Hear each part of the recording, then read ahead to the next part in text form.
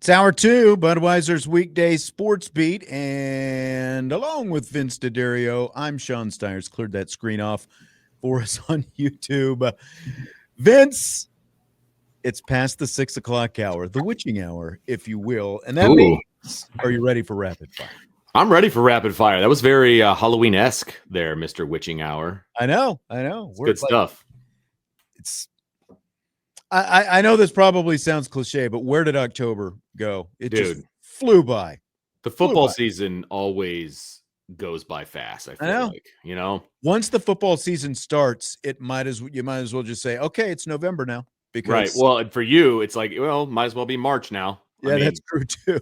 Because football bleeds into women's basketball and, you know, all that. And I mean, you're on the go at that point. So I know, you know how it goes. Like, basketball season is getting ready to start. We're sitting here the last month of the regular season for college football. And then when basketball season is hitting March, we'll be in spring practice for football at that point. Good point. So that's a good point. Already talking about, you know, the 26 season. So yep. I need to revel in the 25 season for a little longer. But yeah, it's going to go by fast. It always does. That entire conversation we just had just means we're getting old. Yes. Because things go by fast. Can you believe it? Back in my day. So Marcus Freeman's name has been mentioned as a possible candidate for pretty much every high-profile job opening so far. Here's what ESPN's Heather Dinich has to say about that. Have a listen. Notre Dame coach Marcus Freeman would leave where he's at right now for any of the jobs that are currently open, because I don't think any of those jobs are better than where he's at right now. Notre Dame, as an independent, has a fair path to the playoff. It doesn't have to slog its way through the SEC or the Big Ten to get there. Marcus Freeman has the talent he needs on his roster. He has the support from the administration. He's got a great boss and athletic director, Pete Bevacqua. Notre Dame made it to the national championship last year, didn't have to share a penny of that $20 million with any other teams in another conference. And with the new seeding changes, Notre Dame doesn't have to be a conference champion to get one of those top 4 seeds and a first round bye. If Freeman goes anywhere, I think at some point it would be to the NFL. I don't think that day is today. So of all of the fan bases and all of the names, I think that the Irish can probably take an exhale, because I don't see any reason for Marcus Freeman to leave. All right, so there's Heather Dinich talking about Marcus Freeman and this whole job thing. Do you share Dinich's confidence in Freeman staying put, Vince? She pretty much checks all the boxes that we have been trying to tell people. Really does. For the last week or more, that why would he leave? Why would he leave? Because, you know, and I'm not going to rehash everything that she said, because it was all accurate. He has everything he needs at Notre Dame. He has generational wealth, obviously, because everybody's going to talk about money. He's got that in spades. He's got the talent. He's got all of the things that he needs, and he's got the backing of Pete Bevacqua. What else do you need? That's my question. And I thought the independence and the conference part, I never really thought of it that way, like the way she was talking about it. But like, think about Lincoln Riley. If he could go back, I think someone asked us this recently, if he could go back and just stay at Oklahoma, do you think he would have done that rather than go to USC, not knowing that USC was going to jump to the Big Ten? So, like any of these potential schools that Marcus Freeman is being talked about, just with conference volatility alone, like there are no guarantees that where you go, you're going to be in the same spot 4 years from now. 4 years from now, Notre Dame is still going to be an independent. There's no doubt about that in my mind. And, like she talked about, she's got the support, or he's got the support, the infrastructure, everything else. And I do agree with the NFL aspect of it as well. Maybe you could throw Ohio State in there, like if that, like, because that is his alma mater, there's always going to be that. I think for any coach, who's played at a big time program like that, if that comes open. But it does feel like the NFL is more the fit for Marcus Freeman potentially down the road. But again, I still think that, we're talking a few years down the road. So I agree with everything she said in terms of imminence. Like, I think that Marcus Freeman is staying put. I completely agree. And even Like, you kind of need the Ohio State job to come open and him to turn it down for me to, just really rest easy, obviously, Exactly. And does he, we're speculating that he has NFL aspirations. We don't know that that's a fact. Maybe he does, maybe he doesn't. Still has a very young family, probably doesn't want to uproot him, those kinds of things. I think those things are all legitimate right now as well. True. So, his oldest is going off to college. He's got 5 more to go, and none of them are in high school.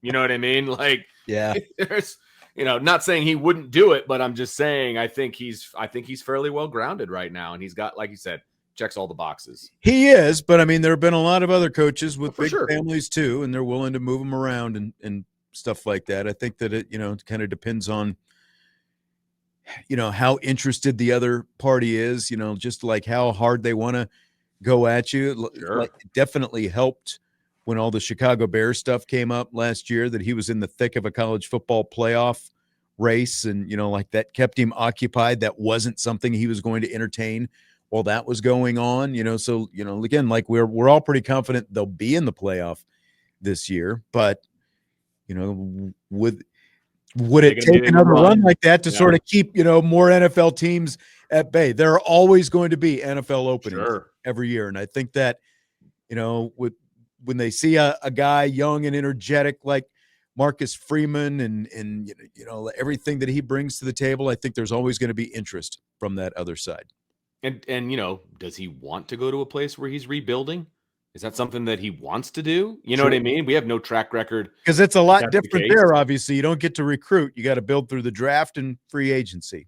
When you're right. Well, I even meant other head coaching jobs in college. Like, okay, if he goes someplace else, he's gonna have to rebuild it. Like that. Is that something he wants to do? Because he can look at his roster right now and the recruiting classes and realize they're going to be in the thick of it for a while. Mm-hmm. You know what I mean? It's a good place to be. It gets lonely at the top. I get it, but it's a good place to be. I would agree. So at the end of yesterday's show, we read a post that college football host Josh Pate made on a message board a few years back when Brian Kelly left Notre Dame to go to LSU. And here's what that post said. We talked about this again at the very end of the show last night. Quote, Brian Kelly has essentially been trying to compete in the Daytona 500 with a Prius, given the limitations at ND relative to college football's Tier 1. To even have them consistently in the college football convo has been incredible. If you want to know how incredible it was, keep an eye on the program once he leaves, end quote. So that little message board post from 2021 has been floating around the interwebs a little bit. And so on Josh Pate's show last night, he put on a clown nose. He had a little fun with it. He read it. I thought it was a little interesting, like the reading of the these comments themselves. It felt like it was, entertainment purposes. Okay. A little bit much maybe with the laugh track. And it was too much, but yeah. Little OTT with that. But after he got through that, reading his own comment from 4 years ago, he did make an apology. This is a little bit long, so sit back. I want to make sure that we get, the full context and content of his apology. Here's what he had to say. I said it. I own it.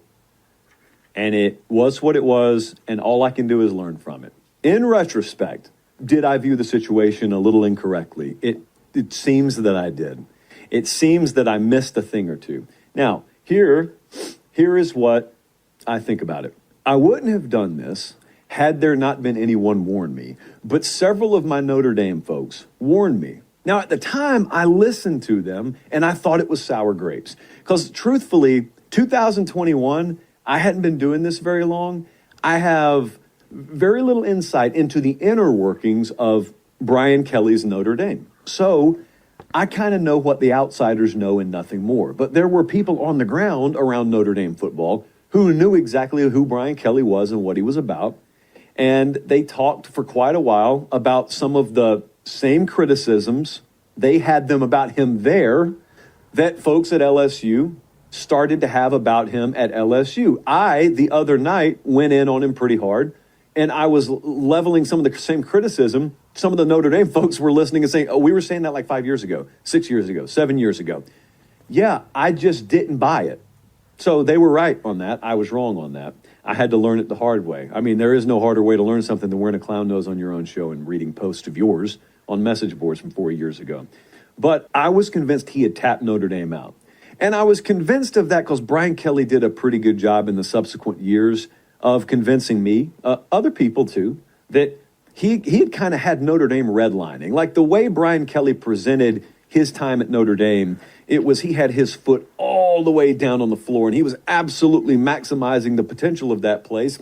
And if you looked around, you know, you could use certain context clues, and you could think to yourself, oh, wow, man, now the way recruiting is, all the Southern schools out-recruit a lot of the Northern schools, and maybe Notre Dame's academic admissions requirements and where it is geographically, maybe their time is just past, and maybe Brian Kelly really is maximizing that place. But then Marcus Freeman happened. And since Marcus Freeman has been there, they've recruited better. Like they've leveled up in recruiting. Now, to be fair to me, because I need it right now, I said that before Freeman got hired, although I still thought it like after Freeman got hired. So I probably, if I'm thinking back correctly to 2021, it's not like when Marcus got hired or he got named the head coach, I said, oh, never mind, I take it all back. I didn't do that. But it wasn't a shot at Marcus Freeman. It was just my view of the Notre Dame program at the time. So my view of the Notre Dame program has obviously radically changed. Never hated Notre Dame. That's one accusation I'll push back on pretty hard because I actually have a very, very, very, very fond spot in my heart for Notre Dame. They don't believe that, Jesse. I'm going to move on. I actually do, though. But it wasn't Marcus Freeman doubt. It was Notre Dame doubt.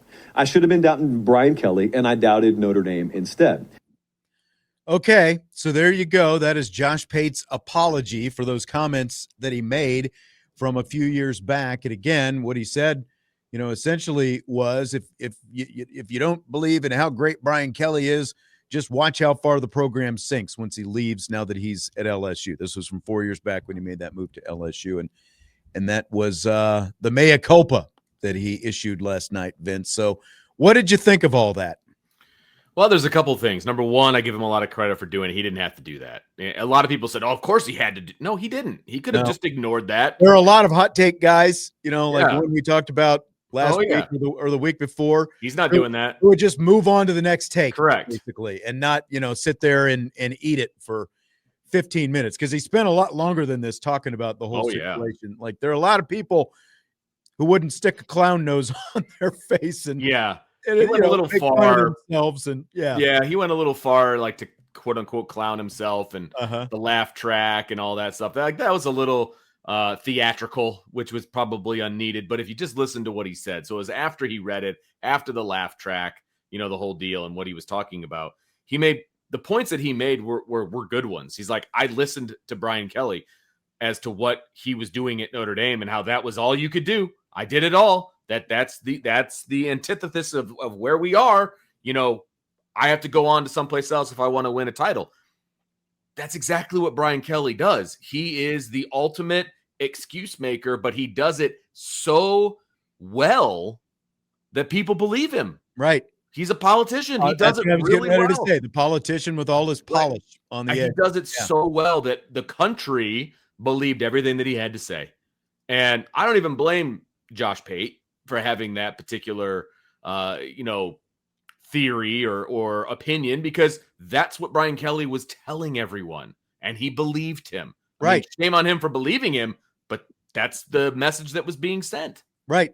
But, you know, the other side of that, and Pate might have included some of this in some of the other stuff he was talking about. So I don't, you know, like if I'm sampling any of his takes, because I listened to more of what he said. I didn't listen to the whole thing, but, you know, like at the same time, if you're Brian Kelly and you're going to LSU and you're trying to get that job and you're like, look, I don't think I can win a national championship where I am, like in your LSU, shouldn't have that have been a little bit of a red flag, you know, when Kelly was trying to get in the door down there. It's like you've been to the playoff twice, you've been to the BCS national championship game, you know, again, but it goes back to, I'm Brian Kelly. It's not my fault. It's Notre Dame's fault. I can only do so much at a place like Notre Dame. That's right. It's like I can only do so much with the players that I can get at Notre Dame. And it obviously goes back to shopping down a different aisle. But that's kind of a digression, I guess. But I mean, there were a few excuses in there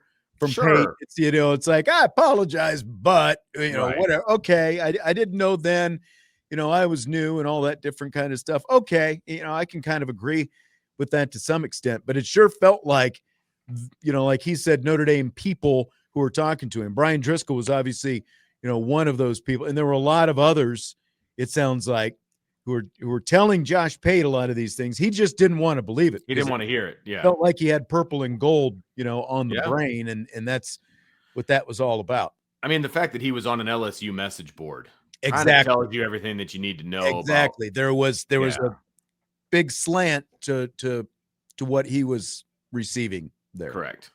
Yes, 100%. And he even said, I think in another show that, he got his start because of LSU. And I don't know all the details behind it or what that means exactly, but he obviously has ties to LSU. And so he was listening to them. He didn't have ties to Notre Dame. He wasn't listening to anybody that was reaching out to him about that. So he said what he said. That's fine. Brian Kelly was revered nationally for what he did at Notre Dame. People didn't understand that he was trying to get out of Notre Dame for almost 10 years straight. Started in 2012. And then after multiple seasons at Notre Dame, he was trying to get out of there for any other job. And it just wasn't happening. So, yeah. And he finally got the, the lightning in the bottle that he was looking for. And he was able to find it at LSU. Did you see, by the way, that they negotiated that buyout? It's not going to be the full 54. 20, I think, is what I saw. Yeah, a lot less than what it was originally. And did you hear why, by the way? I don't know if I saw the reason why. What I saw was that they were. Oh, there was some sort of ethics clause. Like an ethics clause, a moral clause that they were going to, go after and give him nothing. And so he took, less than half of what he was technically owed because of this morals clause. What does that tell you? Yeah. By the way, no kidding. I'm just saying. If they're dangling that over your head, what else do they know that nobody else knows right now? Like if he didn't violate that morals clause, I'd have been like, you stomp your foot and be like, I want 54, I want all of it. But he was like, no, I'll just take 20. That's fine. Like, I don't know. That tells me a lot. Yep. Jay-Z in the YouTube chat says he watches Pate's show and there are not a lot of apologies on there, is what he said. Okay. Well, and a lot of people in his position don't make apologies. I don't think he's had to eat one like this. Yeah, especially when it's in writing and right. It can be thrown in your face. I think that's kind of where it comes back pretty easily. Craig says Kelly isn't likable enough for a TV job. That was bouncing around. Well, I've been thinking about that. Like, do you think he'd be good on TV? Because he likes to think that he's a funny guy. Oh yeah, with his little wit and sarcasm. I could see him being a studio guy. Just one of those ex-coaches. Giving his one sentence thoughts on games. That kind of thing. I could see that. I mean, he'd probably be fine. He's not going to be in a booth or anything like that. Like that's never going to happen. But I could see him working one day a week. Coming in, doing a studio show, and then heading back home to the beach. I could see that. Joe in the chat says when Denbrock left LSU, there was a rumor going that Joe Sloan was actually the brains behind the LSU offense. I'm willing to bet that rumor was started by BK. Yeah, I mean, it was definitely started by LSU, like to make it like this is no big loss. Like, no big deal. Like, he wasn't the guy really pulling the strings anyway. We nothing to see here. Need him. Yeah, it definitely came from that side, whether it was Kelly or Sloan himself or whoever. Like it was definitely. And that's definitely how LSU fans tried to justify, losing Denbrock after the fact. Was you heard a lot of that from them, and well, we didn't really need Denbrock that much anyway. Like it was Sloan who was working with Jaden Daniels and all that different kind of stuff. Vince, I wanted to put this one in here from Terry Silver in the YouTube chat. He says, "I heard Good Will Hunting was based on Tommy Rees, but they changed it from football to math to make it interesting." They also changed "Do your effing job" to "How do you like them apples?" So random. I know. So we won't even talk about the, age discrepancy in the year the movie came out, but right. Exactly. Whatever. Exactly. It's a nice little theory though. I like it. I dig it. Yeah. I dig it. It's one of the Did best you- scenes in that movie. How do you Did- like them apples? Have you heard the latest theory on who Terry Silver is, by the way? Oh, well, I mean, besides the villain from Karate Kid. Was that his name? Oh, Or is that the face? Oh, yeah. It is, from isn't Karate it? Kid 3. Yeah. I didn't recognize that. Oh, yeah. Well, the working theory in the YouTube chat is that the handle Terry Silver is like the 4th or 5th handle of the artist formerly known as DK in the YouTube chat. Okay. What's up? That's what they're saying. That's the talk. That's the talk. scuttlebutt. Scuttlebutt the chat. Tommy says it's not a theory. But you nailed this. I think I don't like the only Karate Kid I remember. I definitely remember the first one. I'm pretty sure I saw the second one. The second one is when they were in Japan. Yeah. Yeah. And then I saw Cobra Kai. I watched Cobra Kai at least the first 3 seasons. Okay. I think about the time that I started losing interest was when Terry Silver came back. Terry Silver came back. Yep. Yeah.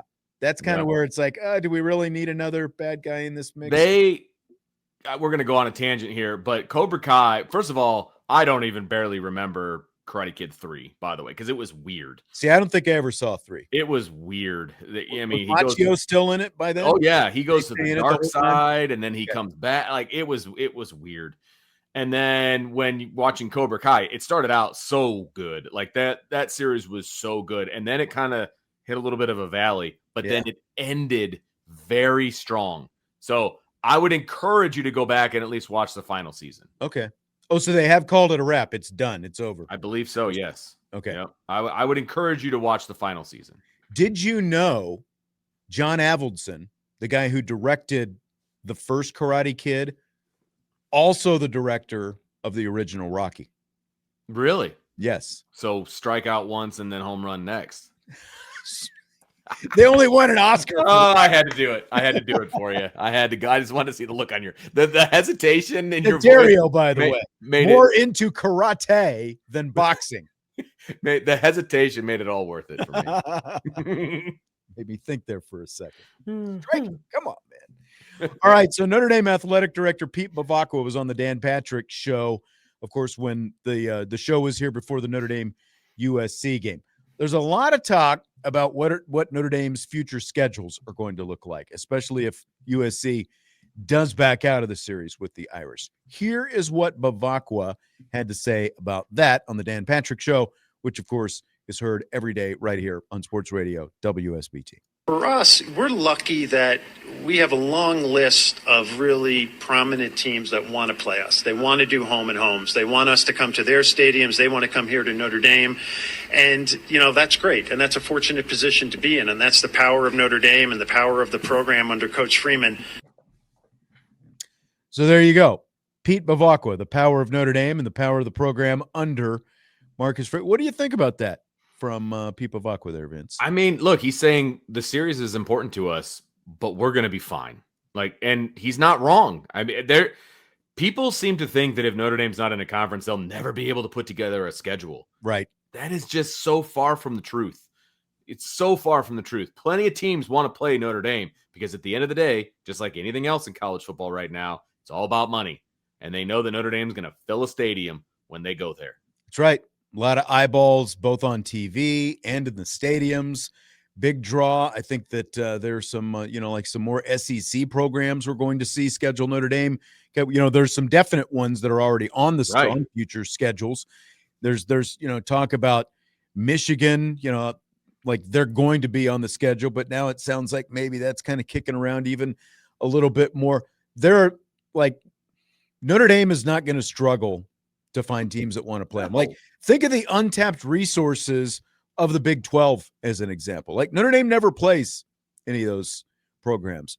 I'm sure that there are plenty who would like to play Notre Dame. So, even as a somewhat distant fallback, like that's still there as a resource if they had to. And those are all power 4 teams, So, and again, I go back to the fact that the SEC has that stipulation after they expanded their conference schedule to 9 games starting next year, they're still requiring their teams to play a 10th game against a Power 4 opponent.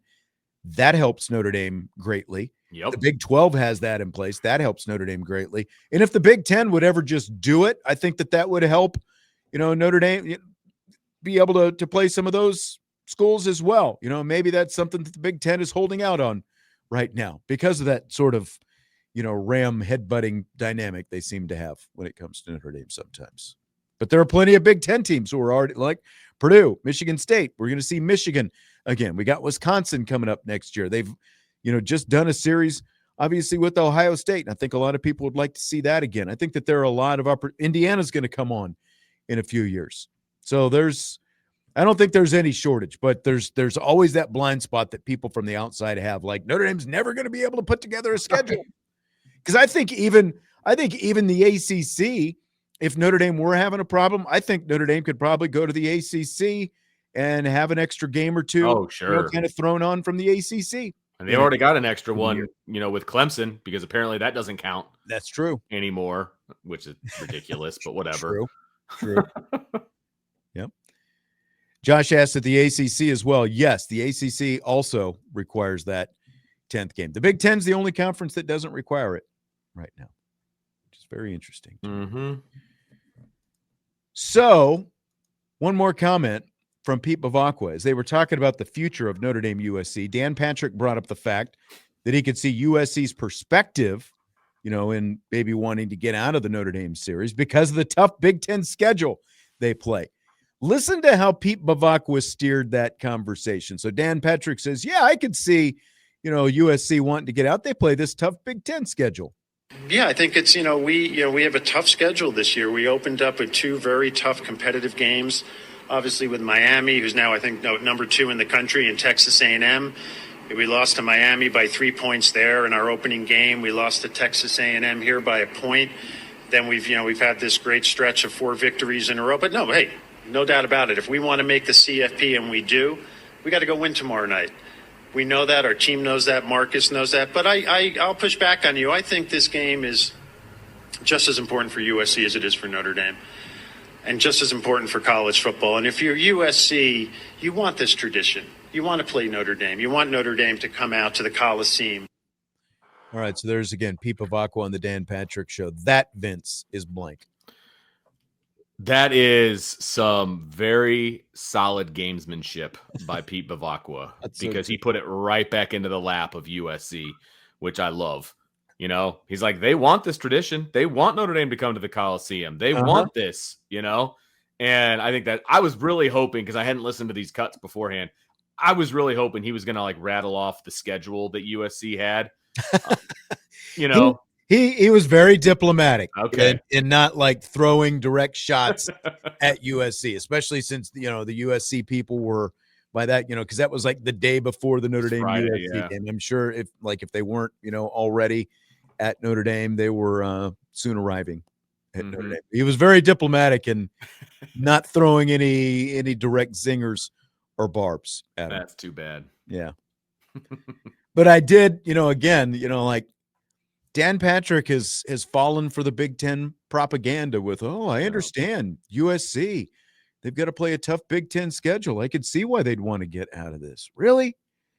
We've gone through this before, but just how tough is that USC Big Ten schedule that we're talking about? Is this any tougher than Notre Dame's? We've talked about Missouri State, Georgia Southern at the start of the season, Purdue.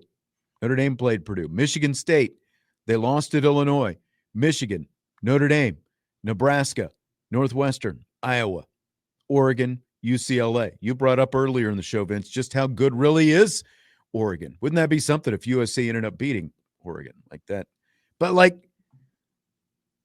that's not a gauntlet. I'm sorry. It's just that's not the tough schedule that so many people are making it out to be. And that's basically kind of a that's what a typical Big Ten schedule looks like. Exactly. You're out.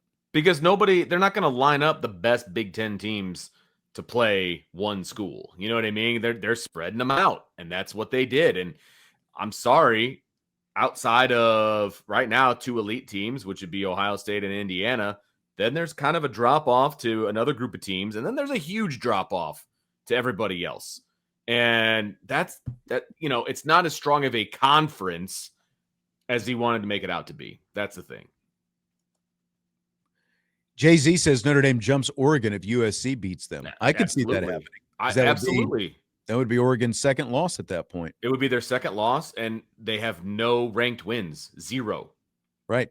So why wouldn't they fall behind Notre Dame? Yep. The only game they had with any, well, I'm looking at the wrong schedule now. Let me see. Let me find Oregon here real quick because I was about to say Illinois, but Oregon hasn't played Illinois. I mean, the only 2 games, Penn State was ranked 3rd at the time, but again, they're not ranked now.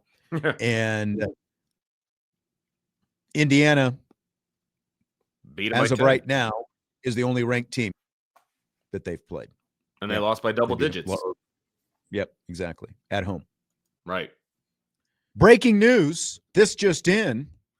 Hot off the text of one Tim Growl, a new guest has been added to Saturday's show. Capron Lewis Moore and Mark Edwards already announced, and now you can add Josh Lugg to the mix. Oh, nice. Yes, you've got defensive line, offensive line, fullback.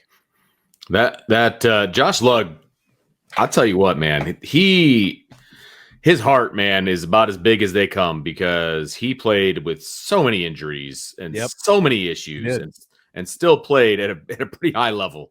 That's so right. I'll never forget him. That's for sure. Nope, that's for sure. Notre Dame, Boston College this Saturday, 3:30 kickoff here on Sports Radio WSBT and the Notre Dame Radio Network, and the Game Day Show from 11 until 2:30 Eastern Time.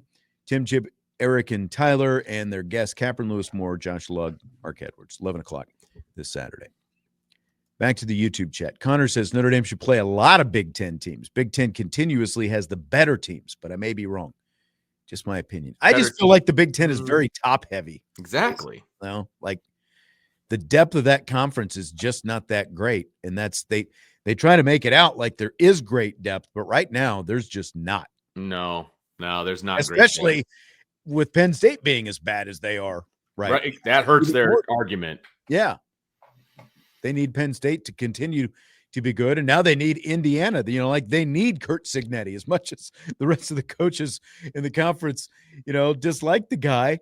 They need Curt Cignetti to keep Indiana good, to kind of keep that impression. Because there's a lot of one-loss Big Ten teams, that are all vying for kind of that 3rd place, maybe 2nd place, potentially, spot. And does anybody think that those teams are really, really good? Iowa, USC, Oregon. I don't know, man. It just seems a lot of mediocre teams battling to me. I agree. Fill in the blank. People getting up in arms after Micah Shrewsberry's son, Nick Schrewsberry, committed to Notre Dame is blank. I mean, it's fair if they want to just hammer the kid, I guess. I don't know. He's not the first son to play for his dad. Okay. Well, not even at the school. He's not even at the school, obviously. But I would also say that the older Shrewsberry has very much proven that he belongs on the team, right? Yeah. I mean, he's a starter, I believe, and for good reason. He's a good player. I don't have an issue with a guy going to play for his dad. I mean, how many of Dabo's kids, played for him, that kind of thing. Venables' I think the kid played there too. Here's what I'll say. And I never want to steal a moment from a kid, when they're committing and they're doing all of those things. I think the 2.5-minute video was a little much. I'll say that. Okay. That's fair. Yeah. That's fair. But again, what I would say to the criticism, and I think the first thing you have to ask is he qualified for to take the scholarship? He is a 3-star recruit. So it's not like he's a 1-star or a 2-star or even unrated. He is a 3-star, and not just Notre Dame, and again, that's another thing. Well, Notre Dame, they're all taking all these 3-stars. I tell you what, even the elite programs take 3-star guys. Absolutely. They're called program kids, and they grow within the program.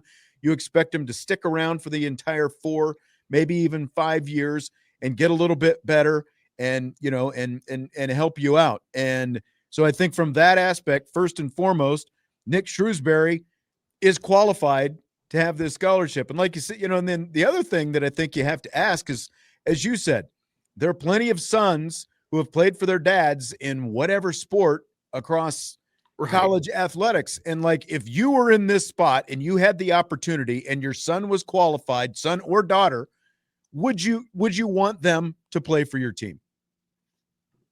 Put yourself in the shoes, I 100% of the coach / dad at the top. Of course you would. Now there are some who would say go play for some, you know, somebody else or, you know, whatever else. But like Braden Shrewsberry, like you said, when he got hurt at the end of the last year, I don't think it's a stretch to say Notre Dame was worse when he was out at the end of the season, right? Like pretty good basketball play, it feels like. And it feels like Nick Schrewsberry probably is too. So I just think I mean, I guess it's not surprising because even like when you look at Marcus Freeman and the fact that, you know, like his son Vinny was getting wrestling scholarship offers from other schools, not even named Notre Dame, because Notre Dame doesn't have wrestling, but there were people saying, oh, he's only getting these offers because he's Marcus Freeman's kid. I mean, it's just, I think it's going to come up no matter what, you know, when you're a high profile coach, right? This kind of stuff is always going to come up when, you know, when your kid gets whatever kind of opportunities. And I mean, look, there's roster limits now, there's NIL, you know, there's all of these, you know, different scenarios. But again, I don't think he's stealing a scholarship or a roster spot from someone else, right? Even if he is, let's say there's 15 guys on the roster, even if he's number 15, that means he's basically the same as a walk-on. And he's a 3-star kid. So he's not a walk-on. He's better than a walk-on. You know what I mean? So yeah. I don't think he's stealing a spot per se, you know, that kind of a deal.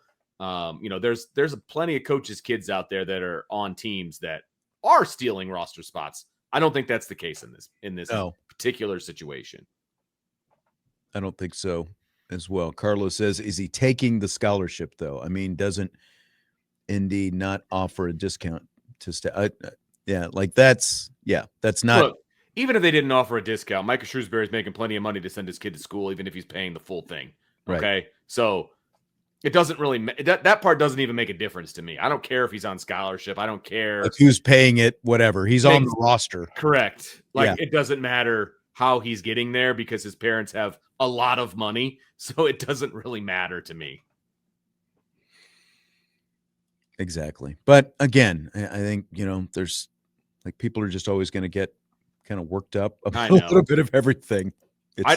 Like I said, I thought the video was a little silly. Again, I don't want to take a kid's moment away. I mean, I need to go back and watch the video. I guess I didn't watch. I just saw like a little clip of it. It was actually, did you say 2.5 minutes long? Oh yeah, it's really long. It's really long. I'll have to look again, but I believe it's like 2.5 minutes long. It's just him like bouncing the basketball in all these different places on campus. I got bored. I stopped watching it, to be honest with you. It was so long. Like that's how long it was to me. So wow. Again, take that for what it's worth. Andre in the mailbag earlier asked the expectation for the men's and women's basketball teams this year. What's your basic expectation for the men's basketball program? I think my basic expectation is that they should be in the hunt for, you know, to be in the tournament, right? I mean, and more than just a bubble team, to be honest with you. I think that's where they should be. Now, the first 2 exhibition games, I think I'm going to be lowering the expectations a little bit. I have not been impressed. Now, it's going to take a minute for these new guys to gel and all of those things. And when Marcus Freeman goes 1 of 12 or 1 of 15 from the field, you're not going to win a lot of basketball games. And he did not have a great game against DePaul the other night. Yeah. I think that my basic expectation for the men is if you're 500 in the ACC, you're probably going to have a good chance to get an at-large bid in the NCAA tournament. I think that get to 500, and I think that they can be a 500 team in the ACC, be on the bubble for the NCAA tournament. Women, they'll be in the tournament. It's just a matter of what their seed is. That's what I think. Yeah. And I'll tell you more on Friday after I watch it live for the first time tomorrow. Right. Yeah, for sure. Yeah, for sure. The men need to do something very simple. Well, it's not very simple, but what they need to do, in my opinion, they just need to protect the home floor. Like, they haven't been good at that recently. That's true. That's true. That's where it starts. Yep. All right, I'll be out tomorrow. I've got that Notre Dame women's basketball game. Vince and Jesse will be sitting in, and they'll have some of the latest comments from Marcus Freeman. He does his Zoom tomorrow at noon, and they'll talk about some of his comments from that. Vince, I will talk to you later. Have a good show tomorrow. Yes, sir. And I'll be back on Friday. Budweiser's Weekday Sports Beat with IrishBreakdown.com.